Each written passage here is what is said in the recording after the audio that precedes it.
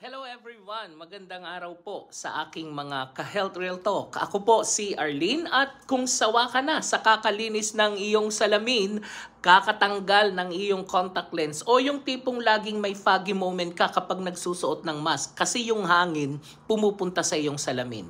Well, ang episode na ito ay para sa iyo. Pag-usapan natin ang solusyon na hindi lang para luminaw ang iyong paningin, kundi para bumangon ka na rin sa gastos sa lente buwan-buwan. Tara, LASIK na ang pag-usapan natin. Comment down below kung team salamin pa rin ako or nagpa-LASIK na ako or naguguluhan pa rin ako kung safe ba yan. Let's clear our doubts just like how LASIK clears your vision. Ano nga ba yung LASIK?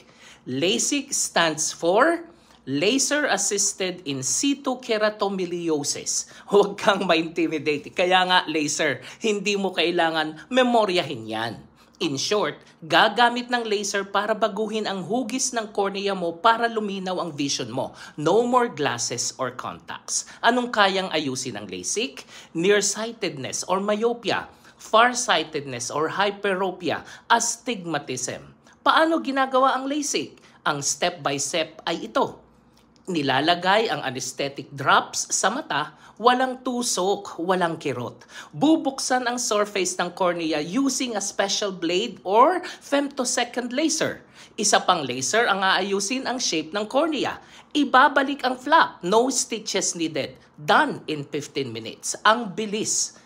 Safe ba ang LASIK? Yes. High success rate. Over 96% ng patients ay 20/20 vision after.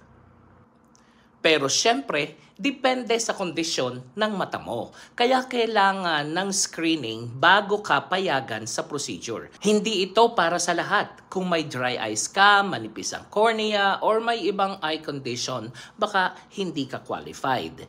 Let's have the real life perspective. Imagine gumigising ka sa umaga, walang hinahanap na salamin. Swimming, sports at gym, walang sagabal.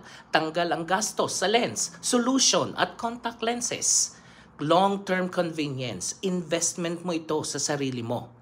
Let's have real talk. Ang salamin, para sa mata lang yan. Huwag mong gawing dahilan para di mo makita ang mga opportunities sa paligid mo. Ang vision, hindi lang physical. Minsan, kailangan natin ng clarity sa buhay at nagsisimula yan sa pag-aalaga sa sarili mo. So if you're tired of foggy moments, scratched lenses, and missed moments dahil di mo makita ng malinaw, maybe it's time to LASIK your life, literal at figurative. Magpa-assess na, wag mong sayangin ang mga panahong hindi mo lubos na nakikita.